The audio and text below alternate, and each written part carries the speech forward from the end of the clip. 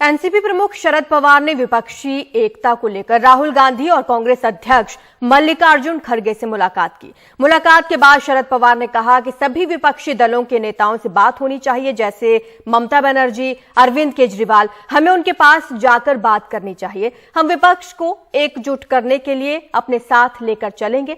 शरद पवार से मुलाकात पर कांग्रेस अध्यक्ष मल्लिकार्जुन खड़गे ने कहा कि आज शरद पवार ने हमारा मार्गदर्शन किया। उन्होंने कहा कि देश और लोकतंत्र को बचाने के लिए, संविधान को सुरक्षित रखने के लिए हमें एक होकर लड़ना होगा। वहीं राहुल गांधी ने भी कहा कि हम सब एक साथ हैं।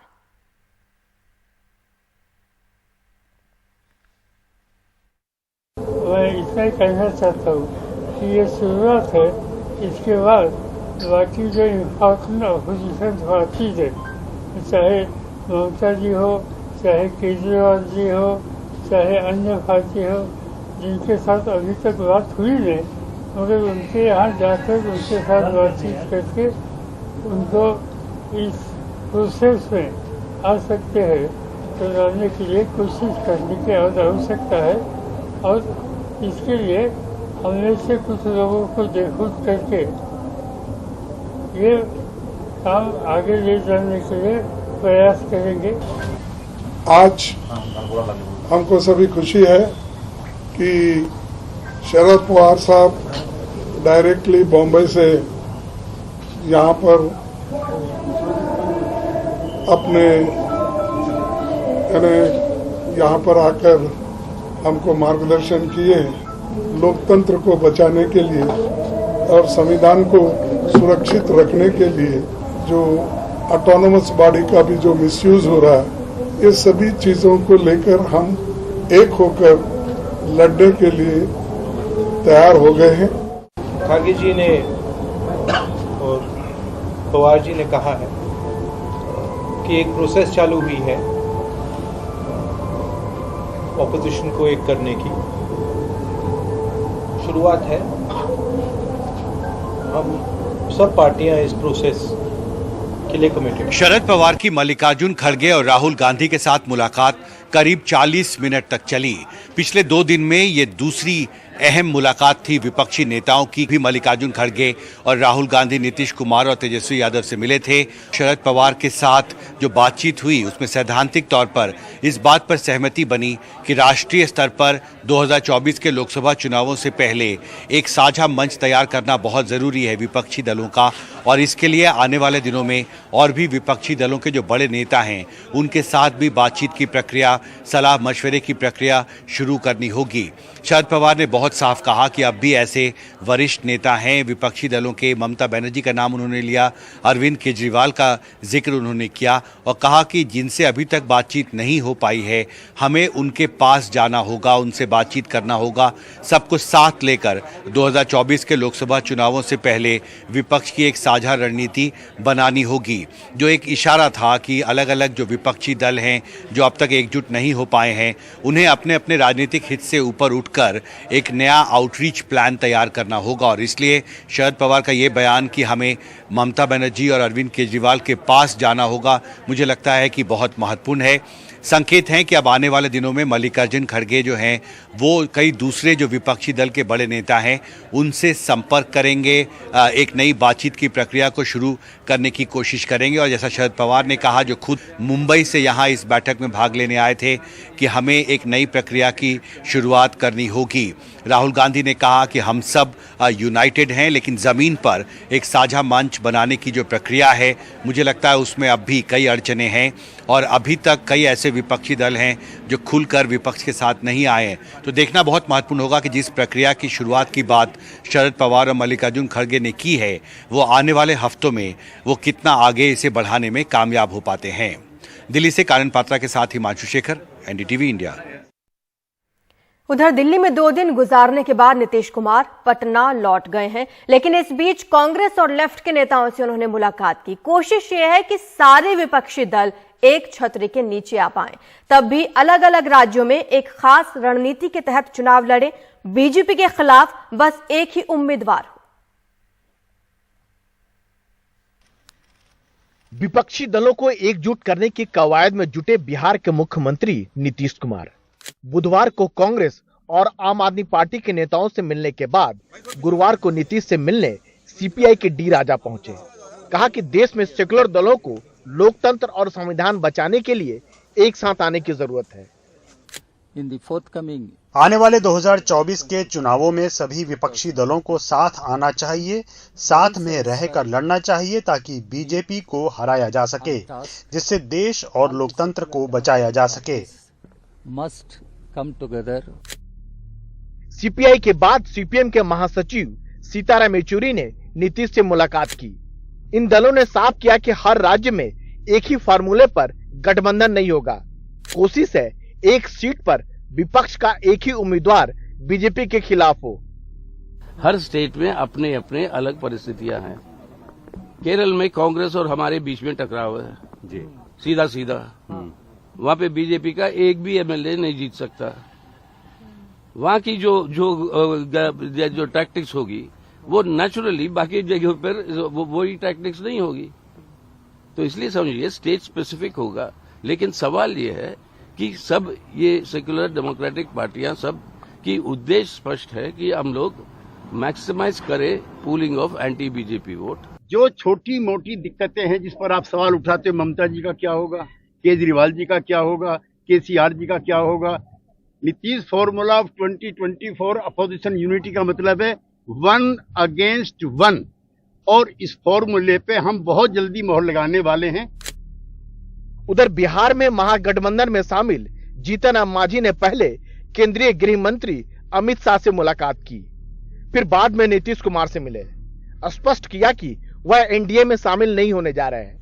नीतीश को लग रहा है सब अंत में सही होगा।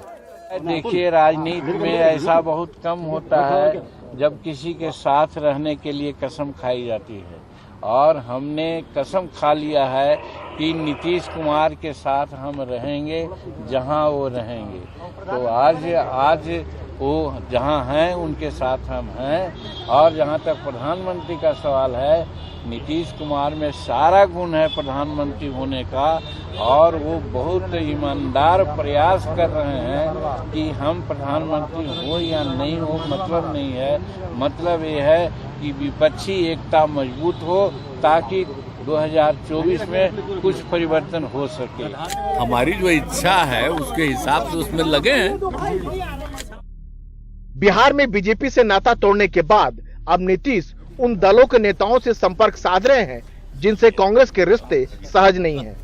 उधर कांग्रेस भी अपने पुराने सहयोगियों को अपने पाले में मजबूती से लाने में जुटी है। उम्मीद है कि इसी महीने के अंत में विपक्षी दलों की एक बड़ी बैठक हो सकती है, जिसमें और भी बातें साफ होगी। बीजेपी के खिलाफ साझा लड़ाई में जितनी अड़चने हैं उतनी कोशिशें भी। बंगाल से लेकर तेलंगाना तक इस कोशिश के कई रंग दिख रहे हैं। आम बात यह है कि कांग्रेस को साथ रखते हुए सबको जोड़ो रखने की रणनीति पर कैसे अमल हो। नई दिल्ली से राजीव रंजन, एनडीटीवी इंडिया। आपने देखा कि किस तरह से 2024 लोकसभा चुनाव के मद्देनजर विपक्षी एकता की कवायद चल रही है, जिसमें अरविंद केजरीवाल की आम आदमी पार्टी भी हिस्सा बनने की सहमति दे चुकी है। लेकिन क्या वाकई आम आदमी पार्टी इसका हिस्सा बनेगी, ये बड़ा सवाल है। बुधवार को बिहार के मुख्यमंत्री नीतीश कुमार और उप मुख्यमंत्री तेजस्वी यादव से मिलने के बाद अरविंद केजरीवाल ने विपक्षी एकता का हिस्सा बनने पर सहमति जताई। नीतीश जी ने पहल की है और सबको इकट्ठा कर रहे हैं, लोगों को इकट्ठा कर रहे हैं, विपक्ष को इकट्ठा कर रहे हैं, दलों को इकट्ठा कर रहे हैं, और बहुत अच्छा वो कर रहे हैं। हम पूरी तरह से इनके साथ हैं, और जिस तरह से ये सबको जोड़ रहे हैं हम उनके साथ हैं। नीतीश जी जबकि हाल तक अरविंद केजरीवाल विपक्षी एकता जैसी बातों को ज्यादा तवज्जो नहीं देते थे। विपक्षी एकता इम्पोर्टेंट नहीं है, जनतंत्र के अंदर जनता इम्पोर्टेंट है, नंबर 1। नंबर 2, एजेंडा पॉजिटिव होना चाहिए। अगर सारे मिलके ये कहें कि हम इसको हराने के लिए आए हैं तो जनता को वो पसंद नहीं आता। जनता कहती है हारने का काम या जिताने का काम हमारा है, हमारे ऊपर छोड़ दो। तो एक तो पॉजिटिव एजेंडा होना जरूरी है, और दूसरा जनता की एकता जरूरी है। जनता को हराने के लिए नहीं, जनता को जिताने के लिए हमें चुनाव लड़ना है। ऐसा प्रतीत होता है कि 2024 के लोकसभा चुनाव के लिए आम आदमी पार्टी ने अपनी रणनीति में बदलाव किया है। इसके कारण भी हैं।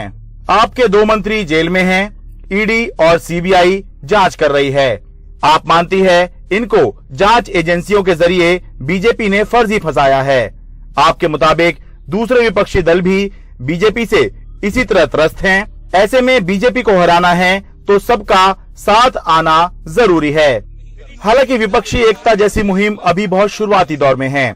सबसे अहम सवाल का जवाब मिलना अभी बाकी है कि अगर प्रधानमंत्री नरेंद्र मोदी के खिलाफ विपक्ष एकजुट हुआ तो प्रधानमंत्री उम्मीदवार कौन होगा। देखिए, विपक्षी एकता पे जो मुद्दे उन्होंने कहा कि भाई इस देश में सबसे महाभ्रष्ट सरकार आजादी के बाद की चल रही है नरेंद्र मोदी जी की सरकार, ये केजरीवाल जी ने कहा और कहा कि इसके लिए सारे लोगों को एकजुट होना होगा, एक साथ आना पड़ेगा। बाकी बातें आगे क्या तय होंगी वो समय समय पर आपको बताई जाएंगी। हालांकि इससे पहले अरविंद केजरीवाल G8 यानी 8 मुख्यमंत्रियों का समूह बनाने की कोशिश करते दिखे हैं, जो कहने को बेशक गवर्नेंस प्लेटफॉर्म था, लेकिन इसे तीसरे मोर्चे की कवायद के तौर पर भी देखा जा रहा है। विपक्षी एकता, तीसरा मोर्चा या गठबंधन, ये बातें, ये मुहिम सुनने में जितनी आसान लगती हैं, होने में उतनी ही मुश्किल होती हैं। इसलिए अभी तो फिलहाल यही कहा जा सकता है कि आम आदमी पार्टी के लिए विपक्षी एकता या किसी बड़े गठबंधन का हिस्सा होना जरूरी कम है और मजबूरी ज्यादा है। दिल्ली से मैं शरद शर्मा, एनडीटीवी इंडिया। और अब बात कर लेते हैं राजस्थान की सियासत की। सचिन पायलट और अशोक गहलोत की सियासी लड़ाई में अब कांग्रेस नेता कमलनाथ की एंट्री हो गई है। ये दोनों नेताओं के बीच सुलह कराने के लिए मध्यस्थता कर रहे हैं। सूत्रों के मुताबिक कमलनाथ ने कल दिल्ली में सचिन पायलट और पार्टी महासचिव केसी वेणुगोपाल से बातचीत की है। उन्होंने कांग्रेस अध्यक्ष तक अपनी बात पहुंचा दी है। कांग्रेस सूत्रों के हवाले से यह भी खबर आई है कि राजस्थान प्रभारी सुखजिंदर सिंह रंधावा से कांग्रेस आला कमान नाराज है। उन्होंने ही पायलट के अनशन को पार्टी विरोधी बताया था। सूत्रों के मुताबिक पायलट के खिलाफ कार्रवाई का मामला फिलहाल ठंडे बस्ते में चला गया है। पार्टी बीच बचाव को ही प्राथमिकता देगी। पायलट का मुद्दा अभी इसलिए भी टाल दिया गया क्योंकि कांग्रेस अध्यक्ष को गांधी परिवार से यह पूछना होगा कि पायलट से क्या वादा किया गया था। उसके बाद ही कांग्रेस अध्यक्ष मल्लिकार्जुन खड़गे फैसला ले पाएंगे।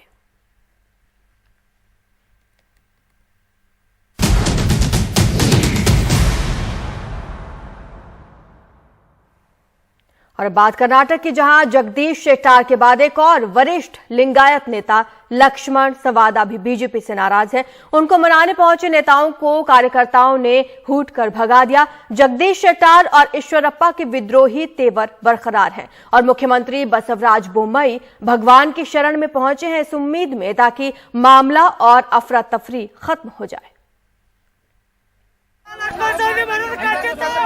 लक्ष्मण सवादी कर्नाटका के बड़े लिंगायत नेताओं में से एक है। टिकट नहीं मिला तो उनके समर्थक नाराज हो गए।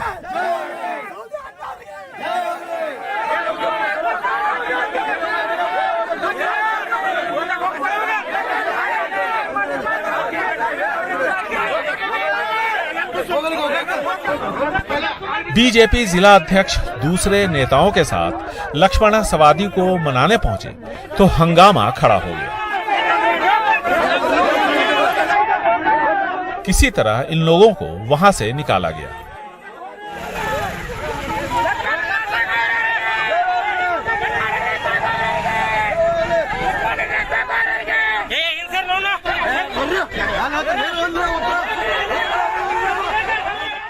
जगदीश शेट्टार और लक्ष्मण सवादी जैसे लिंगायत नेताओं की नाराजगी के अलावा बीजेपी एक और लिंगायत नेता मडाल विरूपक्षा के क्षेत्र चेन्नागिरी में भी लोगों का असंतोष झेल रही है।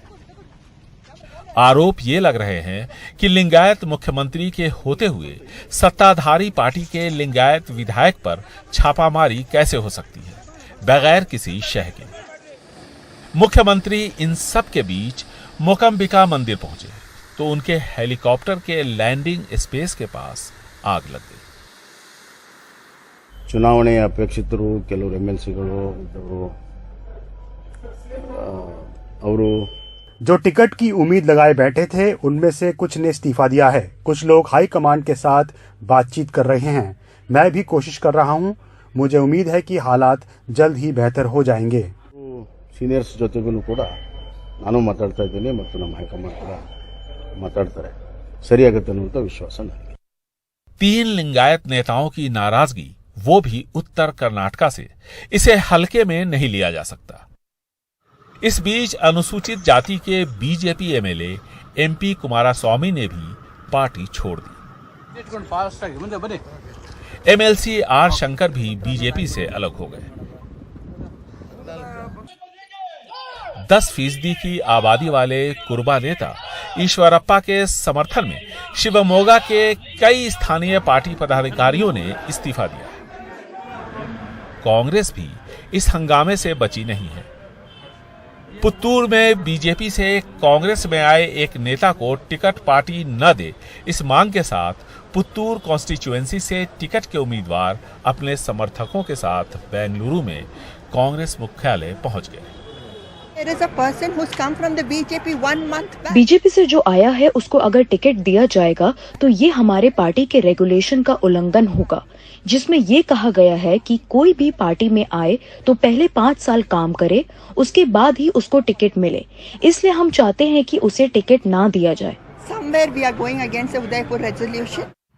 आज कर्नाटका में जिन नेताओं को चुनाव प्रचार करते नजर आना चाहिए, वो अपने समर्थकों के साथ अपनी ही पार्टी के खिलाफ हर जगह नारेबाजी करते नजर आ रहे हैं। कुछ को पार्टी आला कमान से शिकायत है, तो कुछ को येदियुरप्पा और बसवराज बोम्मई जैसे स्थानीय नेताओं से। इसमें पिस रहे हैं पार्टी के कार्यकर्ता। उन्हें समझ में नहीं आ रहा कि करना क्या है, किसके साथ खड़ा होना है। बेंगलुरु से कैमरामैन गोविंद मूर्ति के साथ निहाल किदवई, एनडीटीवी इंडिया।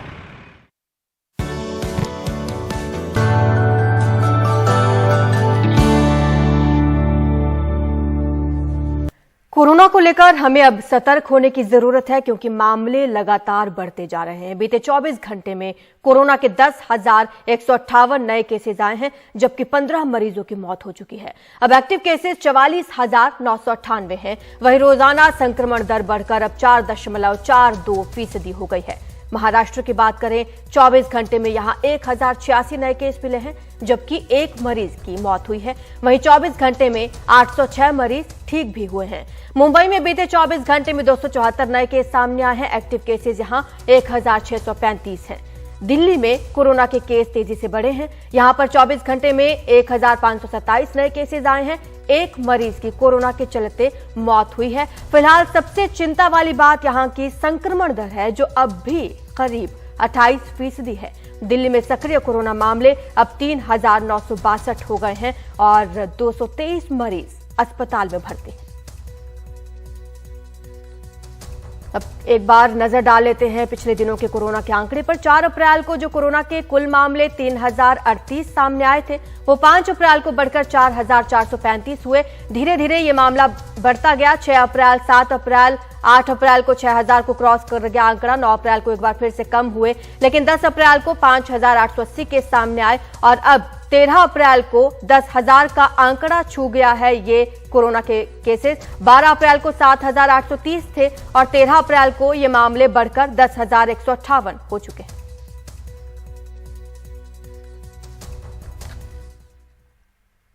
और अब बात कर लेते हैं असम की। यहां पर रोंगाली बिहू के साथ शुरू हो जाता है नया साल। नया साल रोंगाली बिहू उत्सव इस बार अपने आप में अनोखा है और इस बार 11,000 लोक कलाकारों ने गुवाहाटी में बिहोत्सव में हिस्सा लिया। इस बार के बिहोत्सव में सबसे ज्यादा लोक कलाकारों का एक उत्सव में शामिल होने और सबसे ज्यादा लोक संगीत के कलाकारों के एक साथ प्रदर्शन करने का रिकॉर्ड बना। अब प्रधानमंत्री की मौजूदगी में आज वर्ल्ड रिकॉर्ड का प्रमाण पत्र लोक कलाकारों को सौंपा जाएगा।